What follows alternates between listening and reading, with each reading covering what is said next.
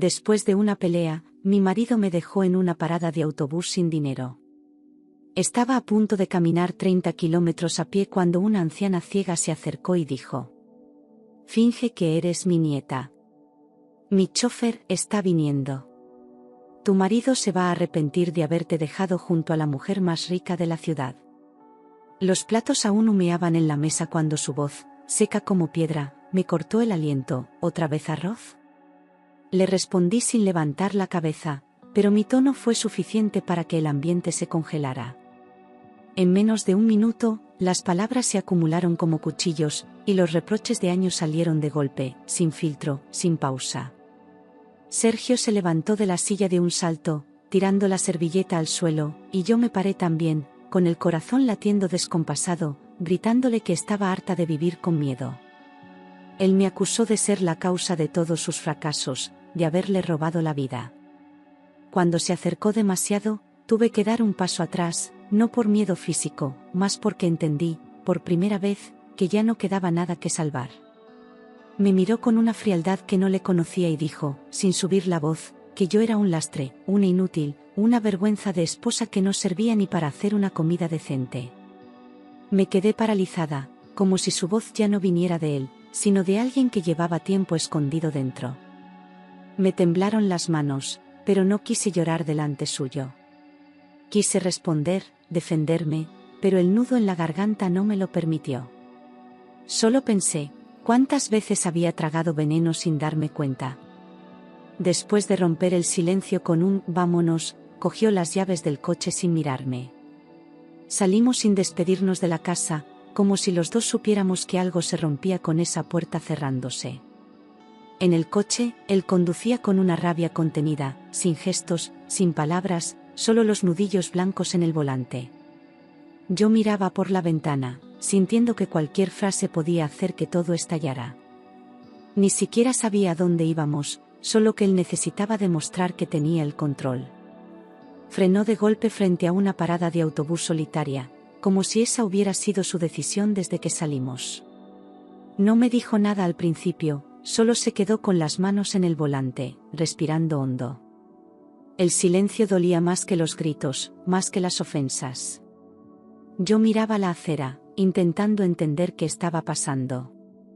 Y entonces lo dijo, sin rabia, sin emoción, como si se deshiciera de algo sin valor. «Bájate. No quiero volver a verte», murmuró, sin siquiera girar la cabeza hacia mí. Durante un segundo pensé que era una broma cruel, una rabieta, algo que pasaría al rato. Pero su tono no dejaba lugar a dudas, no era ira, era desprecio. Abrí la puerta sin decir nada, todavía sin comprender del todo lo que estaba ocurriendo.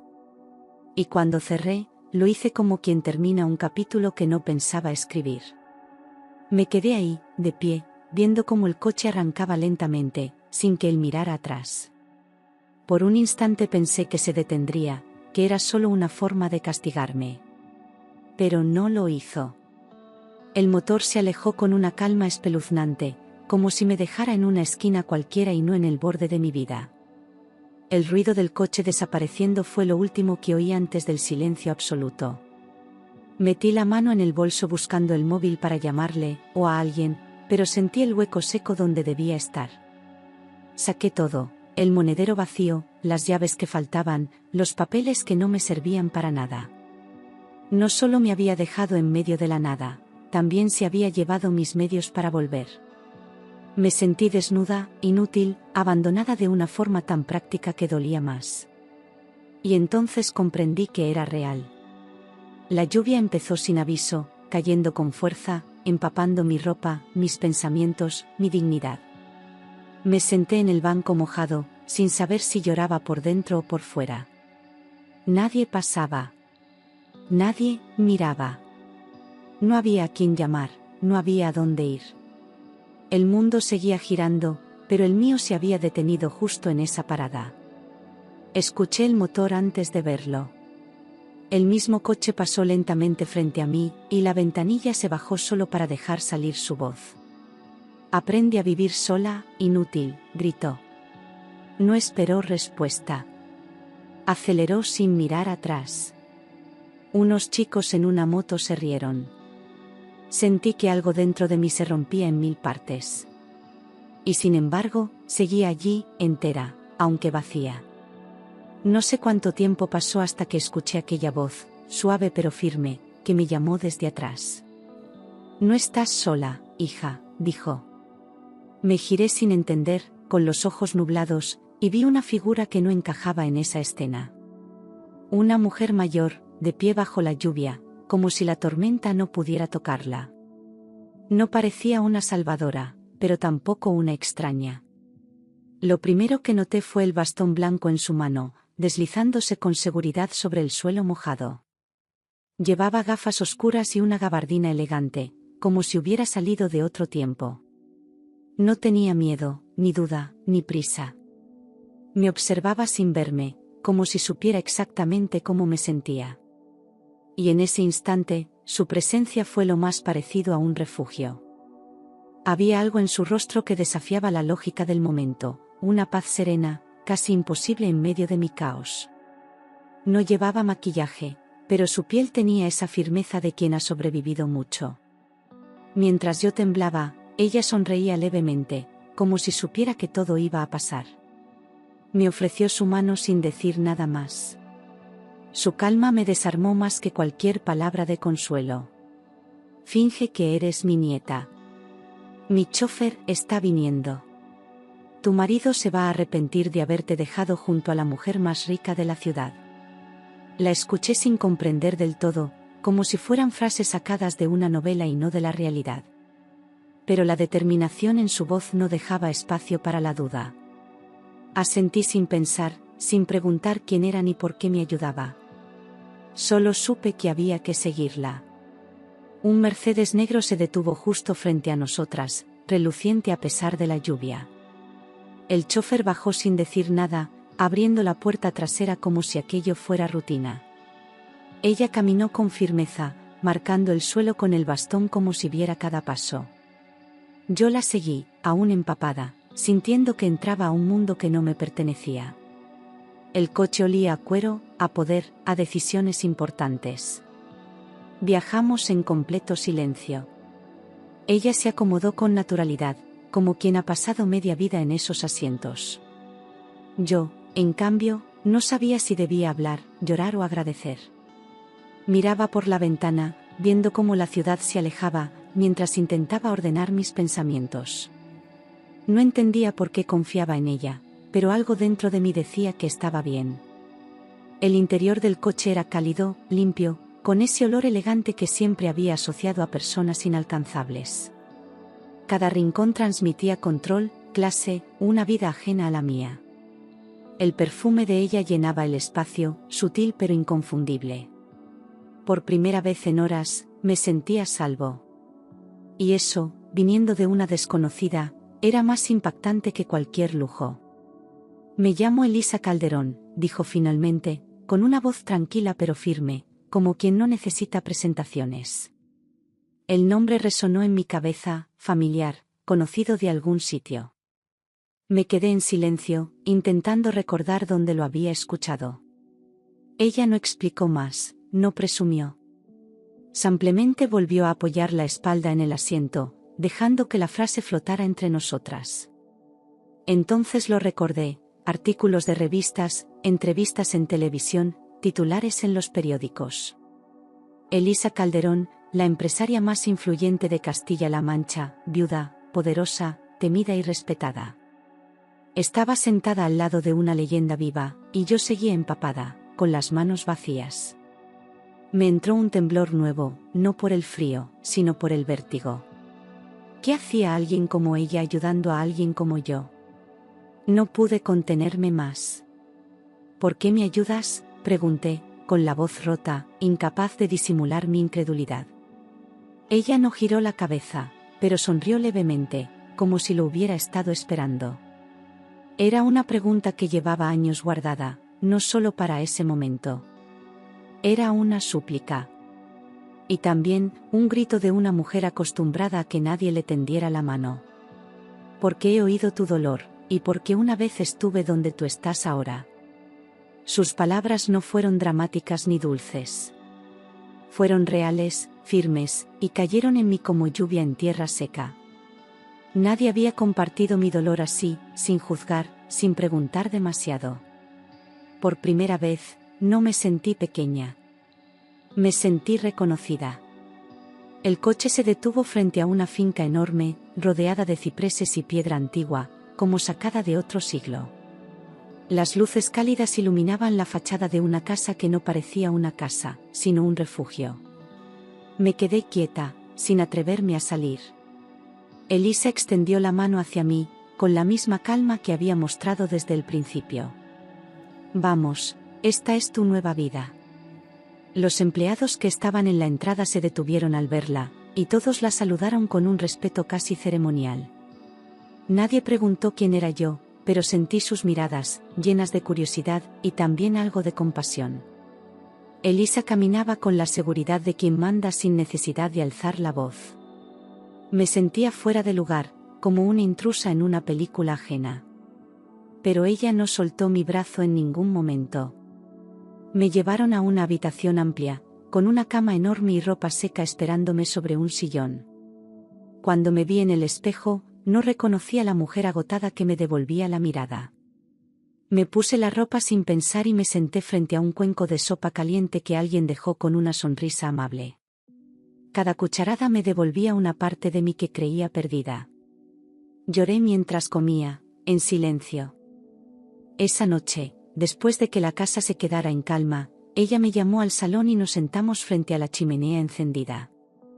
El fuego proyectaba sombras suaves sobre su rostro tranquilo. ¿Sabes por qué estoy ciega?, preguntó sin rodeos, rompiendo el silencio con algo que no esperaba. Negué con la cabeza, sintiendo que estaba a punto de escuchar una verdad dolorosa. Ella respiró hondo antes de continuar. Mi marido me empujó durante una discusión. Caí sobre una mesa de cristal. Perdí un ojo, y el otro por una infección después. Lo dijo sin victimismo, como si ya hubiera contado esa historia muchas veces, pero solo a quien lo merecía. Me dolió imaginarla así, tan fuerte, tan entera, habiendo pasado por algo tan cruel. Bajé la mirada, incapaz de sostenerle la calma. Ella solo alzó la cabeza y sonrió como si ya nada pudiera derribarla. No supe qué decir. Había tantas palabras que no servían para nada frente a algo así. El silencio se volvió una forma de respeto, de dolor compartido. Ella no necesitaba mi compasión, y yo no sabía cómo ofrecer otra cosa. Solo asentí, con los ojos húmedos, como si ese gesto pudiera abrazarla mejor que cualquier frase torpe. Poco después le diagnosticaron cáncer de páncreas. Murió gritando de dolor. La vida no necesita testigos para hacer justicia. Esa frase quedó flotando entre nosotras, más fuerte que cualquier sentencia de tribunal. No había odio en su voz, solo una verdad que había aprendido a aceptar. Me impresionó la forma en que hablaba de su pasado sin rencor. Como si el tiempo y la dignidad fueran su verdadera venganza. Hoy te vi a ti, humillada, rota, y no podía quedarme quieta. Dios me quitó los ojos, pero me dio oídos para actuar. Su voz tembló apenas al decirlo, pero lo suficiente para que sintiera el peso de su promesa. Nadie me había defendido así, sin conocerme, sin pedirme nada a cambio. Quise abrazarla, pero ella solo me acarició la mano. Mañana empieza otra vida. Antes de irse a dormir, se detuvo en la puerta y dijo: esta casa es tu casa. Quédate hasta que puedas volar sola. Y en ese momento, entendí que no me estaba ofreciendo lástima, sino un lugar donde reconstruirme. El calor de esa frase me cubrió más que cualquier manta. Cerré los ojos y, por primera vez en mucho tiempo, creí que algo bueno podía empezar. Elisa no solo me rescataba, me reconocía. Esa madrugada dormí profundamente, sin sobresaltos, sin miedo a la oscuridad o a los ruidos de la noche. Cuando abrí los ojos, la luz del sol entraba por la ventana como una caricia. Me quedé unos minutos quieta, respirando hondo, tratando de recordar cuándo fue la última vez que me sentí en paz. No había sueños, solo silencio, y ese silencio me sostuvo. Me levanté sabiendo que quería vivir diferente. Elisa me dio espacio, pero nunca me dejó sola. Me enseñó a moverme por la casa, a encontrar pequeñas rutinas que me devolvieran el control. Me hablaba poco, pero cada palabra era precisa, como si supiera exactamente lo que necesitaba oír. Empecé a recuperar el ánimo, a peinarme con cuidado, a comer sin sentir culpa. Poco a poco, dejé de sentirme una carga para el mundo. Una mañana, al abrir un armario que hasta entonces no me habían mostrado, encontré estanterías llenas de ropa elegante, ordenada por colores y tejidos. Elisa, sentada en su sillón, dijo con naturalidad: usa lo que quieras. Yo ya no necesito impresionar a nadie. Dudé al principio, pero luego toqué una blusa de seda y algo se removió dentro de mí. Era como si, al vestirme con esas prendas, pudiera recuperar la versión de mí misma que aún no conocía. Me miré al espejo y por primera vez no vi solo a una víctima. Comíamos juntas en una mesa larga, decorada con flores frescas, en un silencio que no pesaba. Elisa decía poco, pero cuando lo hacía, cada palabra llegaba como una semilla que germinaba por dentro. Aprendí a no tener que explicar mi dolor, a que no todo silencio es abandono. Compartir el pan con alguien que no exige nada a cambio fue mi primera lección de dignidad. Y en ese silencio, empecé a sanar. Luis, el chofer, era un hombre mayor de ojos tranquilos, que siempre tenía una palabra amable y una sonrisa discreta. Me ayudaba sin hacer preguntas, como si entendiera que la paciencia también era una forma de respeto. Un día me dijo, mientras me abría la puerta: hace años que no veía a la señora tan contenta. Me emocionó saber que, de alguna forma, mi presencia también le devolvía algo a ella. En esa casa, todos parecían cuidar de todos.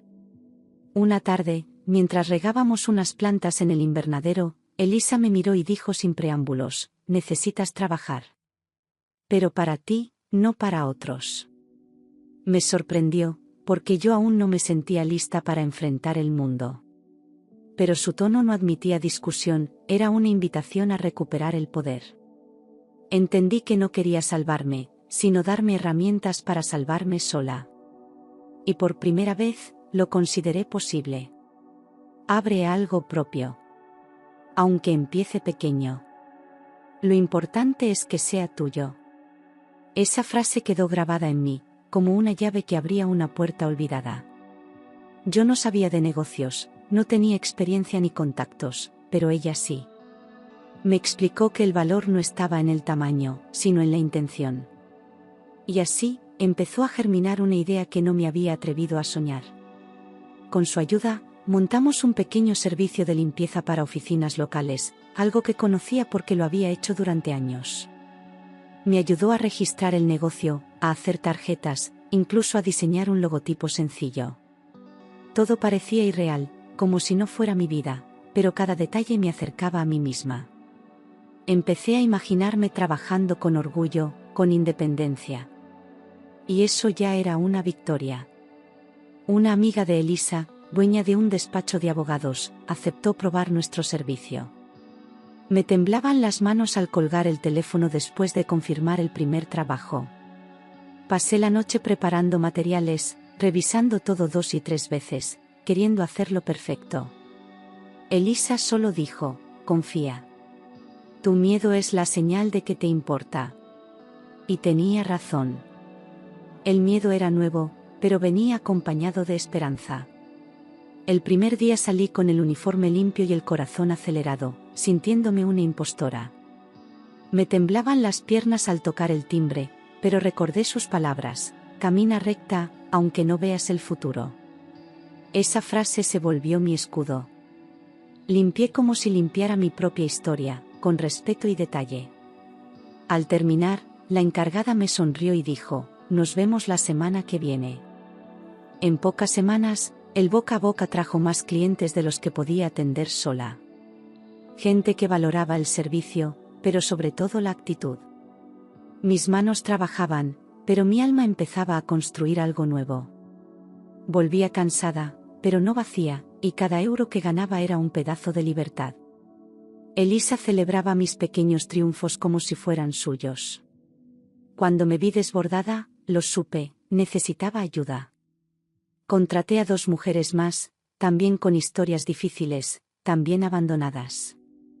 No las elegí por lástima, sino por instinto. Sabía lo que significaba tener una segunda oportunidad. Trabajábamos codo a codo, compartiendo silencios, luchas y ganas. Ya no era solo un negocio, era un refugio en forma de empresa. Cada vez que regresaba a casa y le contaba a Elisa cómo había ido el día, ella sonreía con un orgullo silencioso. No necesitaba grandes discursos, bastaba su expresión para entender que aquello también era su victoria. Eso es justicia verdadera, me dijo una tarde, mientras tocaba mi rostro con manos temblorosas. Y comprendí que su justicia no venía de vengarse, sino de ver florecer lo que otros quisieron marchitar. Nuestro vínculo era ya inquebrantable. Decidir cómo llamar al negocio fue más difícil de lo que imaginaba, hasta que, sin pensarlo demasiado, solté, Nueva Luz. Elisa se quedó quieta unos segundos y luego asintió, con una emoción que no pudo esconder. Porque mi ceguera te iluminó, dijo, y esa frase quedó tatuada en mí para siempre. El nombre no era solo un homenaje, era una verdad. Esa empresa era el reflejo de una nueva manera de mirar el mundo. Un periodista local se interesó por nuestra historia tras escucharla en una reunión vecinal. Me entrevistó en la oficina, mientras las demás trabajaban con discreta emoción. No busqué dramatismo, solo conté la verdad, como una mujer ciega me enseñó a ver. Cuando el artículo salió publicado, la gente comenzó a escribirnos, a compartir sus propias heridas. Y entendí que nuestras vidas también podían inspirar. Después del reportaje, llegaron llamadas inesperadas, empresas grandes, administraciones públicas, asociaciones. Querían trabajar con nosotras, apoyarnos, colaborar. No por caridad, sino porque veían resultados, seriedad, compromiso. La marca, Nueva Luz, empezó a significar algo más allá de la limpieza. Se convirtió en símbolo de segundas oportunidades. Y cada contrato nuevo era una herida que cicatrizaba un poco más. La gente nos saludaba por la calle, nos paraban para felicitarnos, nos invitaban a ferias y eventos locales. Decían que éramos ejemplo de superación, de dignidad reconstruida. Elisa se reía cuando lo escuchaba, aunque en su voz se notaba el orgullo. La vida da muchas vueltas, hija. Qué bueno que esta sea una de las buenas. Yo aún no me acostumbraba, pero empezaba a creérmelo. Un día cualquiera, mientras revisaba presupuestos en la oficina, escuché la puerta abrirse y mi corazón se congeló. Era Sergio. Más delgado, con el rostro apagado, los ojos buscando algo que ya no existía. Se quedó parado frente a mí, como si el tiempo no hubiera pasado. Mi cuerpo reaccionó antes que mi mente, me puse de pie, con la espalda recta. Ya no era la misma mujer. Sé que me equivoqué, Marta. He cambiado. Vuelve conmigo, dijo, con una voz ensayada que sonaba más a necesidad que a arrepentimiento. Intentó acercarse, pero ya no tenía poder sobre mí. No vi a un hombre arrepentido, vi a alguien que no soportaba verme libre. Sus palabras ya no me afectaban como antes. Y entendí que su control había muerto aquel día en la parada. No, Sergio. Tú me dejaste en una parada de autobús, y allí empezó mi vida. Lo dije sin rabia, sin llanto, con la convicción tranquila de quien ya no necesita gritar. Él bajó la mirada, derrotado, como si esa frase fuera la sentencia final. No le ofrecí explicaciones, ni disculpas, ni venganza. Solo giré la cabeza hacia mi escritorio. Ya no formaba parte de mi historia. Se marchó sin decir adiós, con los hombros caídos y los pasos arrastrados. Fue la primera vez que lo vi pequeño, sin armas, sin máscaras. Había venido a recuperar algo que ya no existía, la Marta sumisa, asustada, dependiente. Pero esa mujer había muerto en aquella lluvia, en aquella sopa caliente, en aquel bastón blanco. Y él lo supo demasiado tarde. Esa noche, Elisa y yo cenamos juntas, como siempre, pero con un vino especial. Luis sirvió la mesa con una sonrisa contenida, como si celebrara también desde su rincón. Brindamos por las vueltas de la vida, por las heridas que nos enseñan, por la libertad conquistada. No era una felicidad de película, era una calma profunda, una paz ganada con esfuerzo. Y esa, supe entonces, era la verdadera felicidad. Con el paso de los días, entendí que Elisa no era solo una protectora o una guía, se había convertido en mi familia. Compartíamos más que silencios y proyectos, compartíamos heridas cicatrizadas con dignidad. Me hablaba de su juventud, de sus miedos, de los amores que perdió y de las batallas que ganó sin testigos. Yo la escuchaba como quien aprende de una fuente que no se agota. Y juntas tejimos una amistad que ya no necesitaba palabras. Cada mañana salíamos al jardín, ella con su bastón y yo a su lado, describiéndole el color de las flores, la forma de las nubes. Le encantaba alzar la cara al sol y decir que podía sentir el tiempo en la piel. Esos paseos eran sagrados, pequeñas ceremonias de gratitud por un día más. Me contaba anécdotas con una memoria brillante, llena de detalles. Y yo entendía que vernos siempre es cuestión de ojos. Por las tardes, nos sentábamos en la terraza a escuchar el silencio que dejaba el día al irse. Hablábamos de todo y de nada, con esa complicidad que solo existe cuando ya no hay máscaras.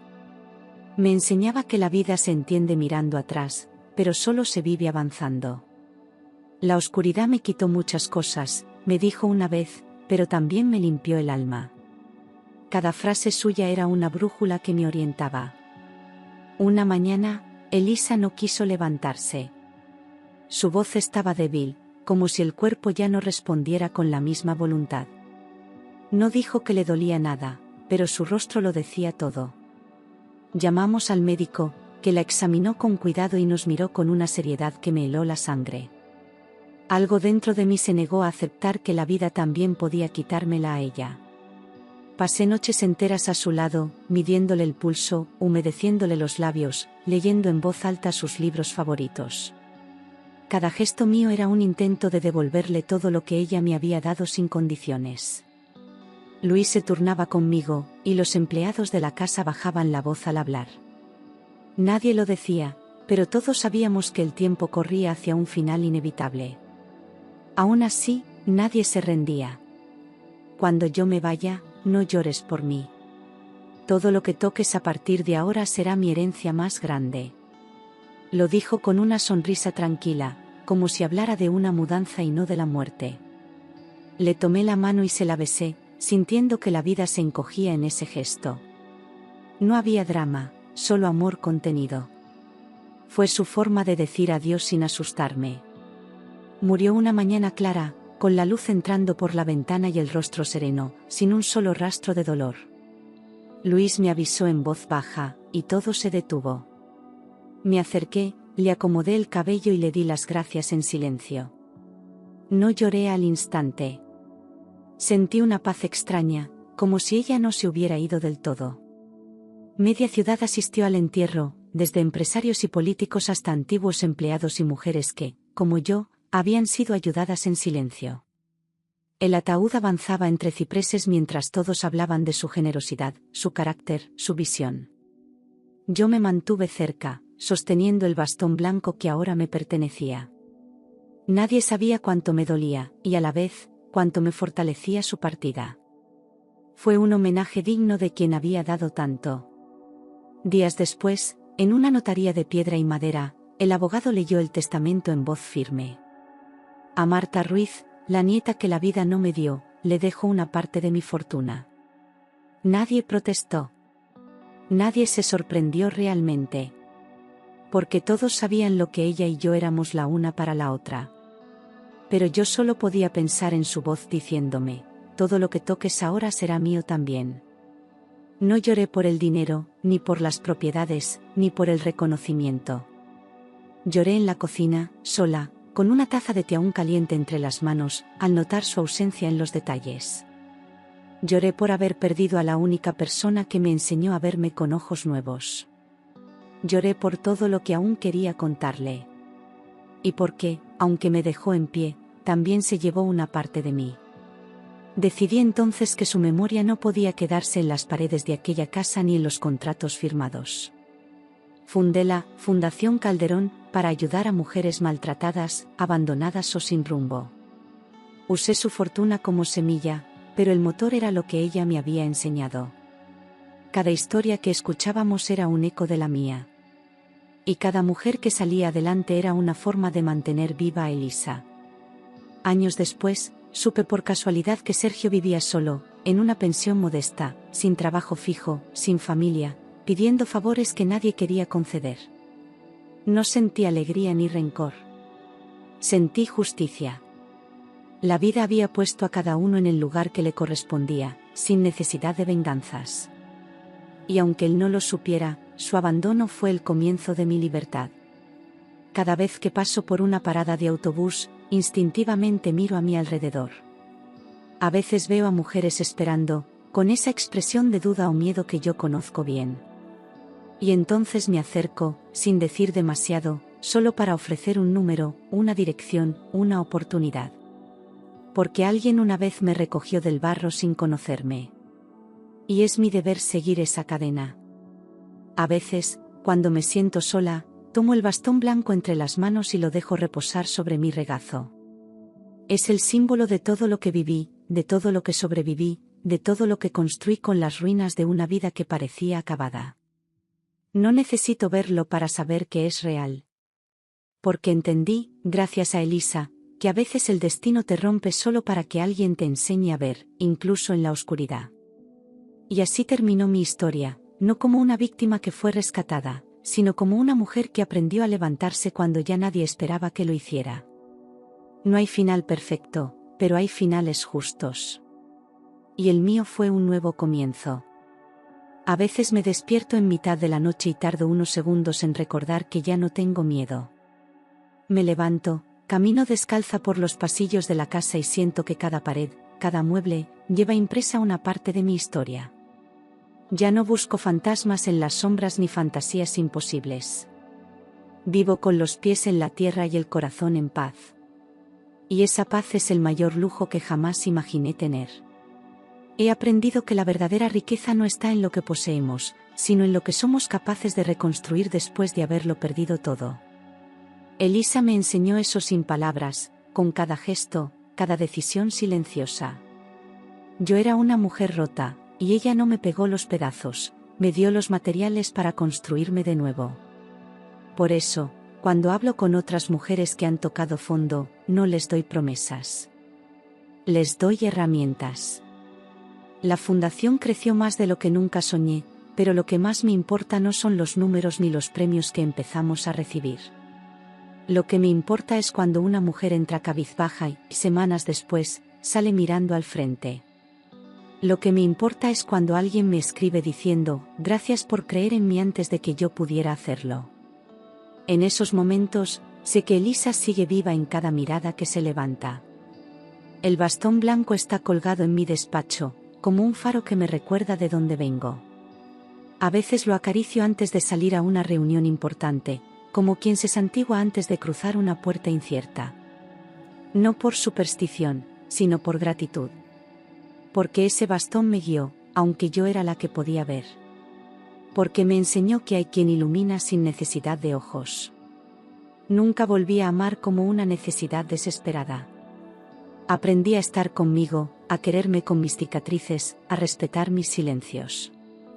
El amor que llegó después fue distinto, no buscaba salvarme, sino caminar a mi lado. Y aunque no fue un cuento de hadas, fue real, maduro, libre. Porque ya no necesitaba que me completaran. Solo quería compartir lo que ya había encontrado en mí. Elisa me enseñó que el poder no está en lo que impones, sino en lo que transformas. Que a veces la mayor revolución comienza en una cocina, con una sopa caliente y una frase sencilla.